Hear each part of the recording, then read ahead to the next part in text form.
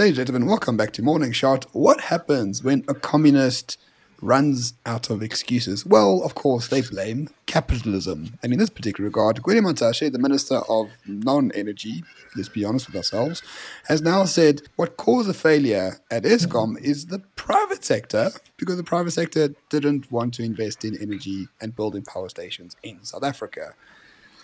Let's talk about this. Hello, Byron, all the way from wherever you are in South Africa.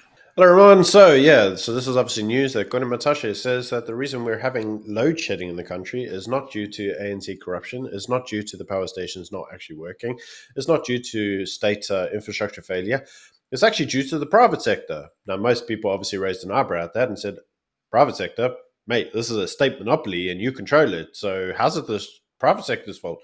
And he says, well, he claims that in 2008, the government went through to the private sector and said, guys, can you help us invest in energy here, because we don't actually have enough money.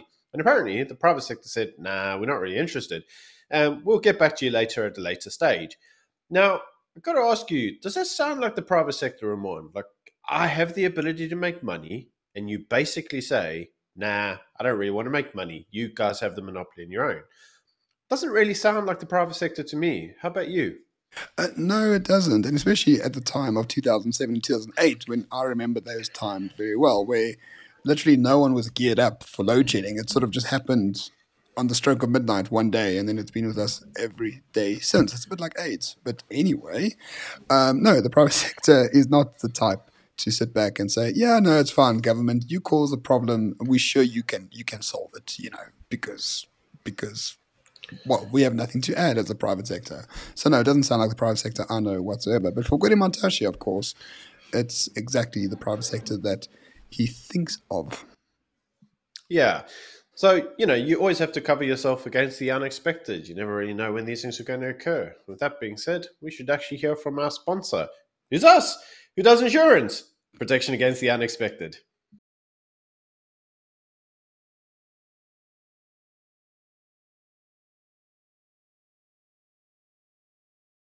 And welcome back.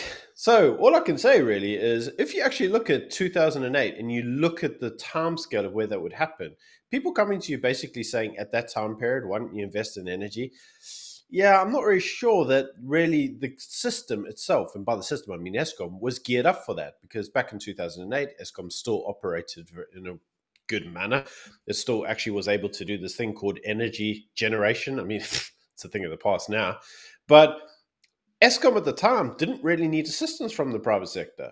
But even if the private sector gave that assistance, the framework of Eskom wouldn't have been there in order to actually take the generation capacity anyway. I mean, let's use logic. I mean, my logical brain tells me if you went and set up a big nuclear power station, you said to Eskom, here, have the energy, you can plug it into the grid, Eskom would have probably said to you, but I don't need it. Oh, and by the way, we have none of the legislation or the rules in place that allows you to plug it in anyway. So this sounds like a load of hogwash to me. Due to him, of course. And now there's unlimited because there's no other choice. But for a long time, private sector was very constrained in terms of what they are able to build in South Africa. Number two, he didn't remove any red tape for alternative investment into IPPs, right? We do know, as far as I understand, that his department was responsible for issuing licenses for things like this, like IPPs and building power plants and all the rest of it. And they just didn't issue those licenses at all. So just based on those two assumptions, Gwede Mantashe is actually full of shit. That accounts for his book, I suppose. Yeah, I think that's all 100% correct, because if you actually think about it, in order to have the energy plugged into the system, you had to release the thresholds of generation. Remind me, Ramon, didn't Ramaphosa have to basically force Mantashe around a year ago to lift the generation capacity from 1 megawatt to 100 megawatts?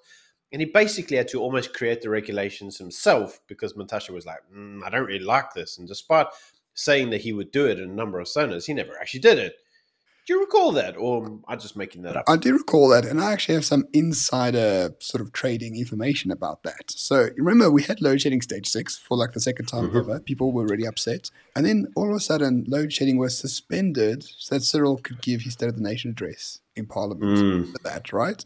So from what I heard, big business were furious, and they went to Cyril and said, "How can you have load shedding stage 6? Then it can be suspended for your city speech in Parliament. This is bullshit. We're not going to support you or fund you whatsoever unless you give us a little something." And then basically a week later, it was like, "Okay, 100 megawatts for everyone. There we go." So that's what caused it. Not because Gwede wanted it, but because Cyril was basically forced to by his funders. Yeah, but here's the problem. Like, you can have these big plants with 100 megawatts, but as we've recently seen in the Free States, and we did a video on this, you create these big solar plants and you go, "Ha, I can fund my whole town." And then they go, "No, no, no, no. You know, us communists, we share everything equally, including the pain of load shedding. So even where you can have your own generation capacity, you should load shed with us anyway. Even though you have electricity, you should load shed with us in solidarity." See? Commie logic. And that, unfortunately, is what is now occurring. So, despite lifting the generation caps, really meant nothing. And at this point in time, I've got to ask you, man, you and I both know of private enterprise at the moment that are creating massive wind farms, solar plants. We know of power stations coming up left, right, and center, but none of them can plug into the grid. And recent news is that the grid actually couldn't take all these plants being plugged into it anyway, which actually is drawing into question what's the point in creating the alternatives anyway, because they can't get plugged into the network. So now what? Well, I mean, it just goes back to that old adage, right? The Minister of Electricity said, load shedding is caused by technical problems, not corruption. Then he says it's caused by corruption. Then Andre Dorado comes out and says there's huge amounts of corruption in Eskom. Then they sue him for saying that. And then now Gwede Bantashi is saying, the reason we have load shedding is because of the private sector. There is nothing in all of this to suggest that the ANC knows how to solve this crisis. Simple as that. They have no concept whatsoever on how to do it, and they're just lashing out at everyone because they know that they are A, at fault, and B, incapable of fixing it. Now, we've said this on a number of times, and so it is worthwhile for us to reiterate the exact thing we've said on the show numerous times. You cannot ask the people who caused the problem to fix the problem. It's just the stupidest thing ever. You can't ask a alcoholic to run a pub and not expect him to sit there drinking all the juice out of the pub, right? I mean, he's an alcoholic. He's like, okay, these are the looters that are still in charge of the place where they're looting, and they're like, why aren't you fixing it yet? Well, it should come as no surprise that that's because they're busy looting, right? This is not the way to fix this. Unfortunately, the voting demographic of South Africa doesn't really seem to make that understanding, do they? They still seem to think if I continue to believe in them just a little bit longer and continue to support the ANC, they will reform, right? Reform is just one election away. It's just 2 more load shedding stages away. Like, come on, guys, get real. There is no way for the ANC to fix the problem that they've caused. Problem is they've now got to admit that or blame someone else. And like every spoiled child on the planet, it's always someone else's fault, right? Yeah, very much so. So once again, as Morningshot has been saying for I don't know how many years, load shedding is not going to be solved, ladies and gentlemen. We do suspect it will be reduced in time for next year's election. Who knows what they're going to do to ensure that.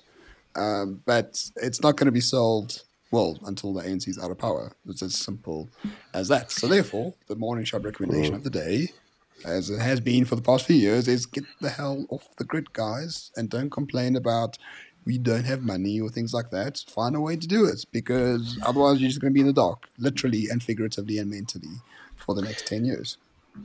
Yeah, and I think you should look at it as a freeing opportunity. And we have said this on the show before. You may miss 1 or 2 holidays that you can't go out to Cape Town and spend your money in Cape Town.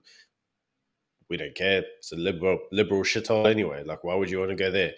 Right? Much better to come to a proper, nice place like Port Elizabeth. Yeah, baby, Port Elizabeth all the way. Anyway, the moral of the story is, at least think of it in this way. The money that you will pay now, you will save later. The cost of electricity is never going down, mate. It's only ever going to go up. Doesn't matter what country you live in, Australia, America, England, like the cost of electricity is going up. It's not coming down. Once you relinquish that control to the state will always control you. But once you take the control back, mate, like, let's face it, we're both off grid. What's the chances that we're going to reconnect to Eskom and allow Eskom to control our lives? Like, fuck is going to happen. It's never going to happen. Sorry to interrupt. There's fundamental things as well. If you want to sell your house one day or your business, It's going to go a lot Mm. faster if it's off grid in some Damn right. capacity, right? Damn right. So that's one aspect. Number two, you don't have to worry about being in the dark. Like, that's a huge boost. My anxiety levels have decreased dramatically since I've been off grid for the last 2 years.